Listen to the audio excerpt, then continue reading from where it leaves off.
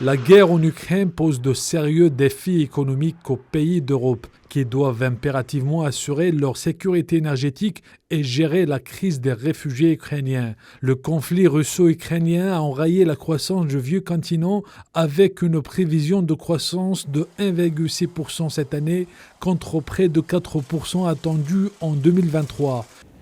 La flambée des prix de l'énergie et des denrées alimentaires réduit désormais la consommation des ménages et les bénéfices des entreprises, alors que l'incertitude économique est sur le point de freiner les investissements.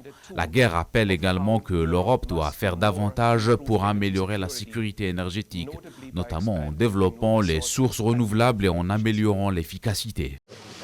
Les économistes du FMI reconnaissent que couper les importations de gaz russe est un casse-tête avec un risque de graves répercussions sur l'activité au cours du second semestre de 2022 et du premier semestre de 2023.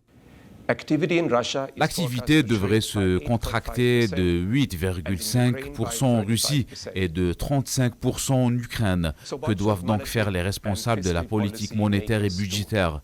La guerre est un choc d'offres qui réduit la production économique et augmente les prix.